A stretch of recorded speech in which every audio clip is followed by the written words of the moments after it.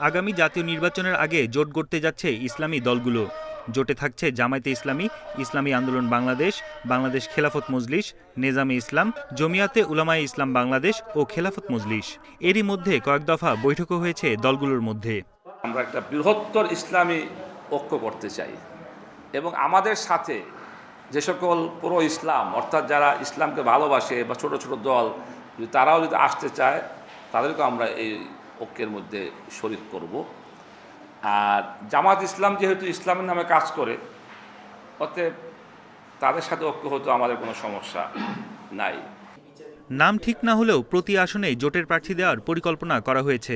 নেতারা জানান, দলীয় প্রতীকে নির্বাচন করতে পারবেন মনোনীত প্রার্থীরা। একটা আসনে মনে করেন আমাদের শক্তি বেশি, সমর্থক বেশি, জনসমর্থন বেশি, কিন্তু যে কোনো কারণে হয়তো দেখা গেল অন্য একটা দলকে আমাকে ছাড় দিতে হবে, তখন ওই দল তার ওই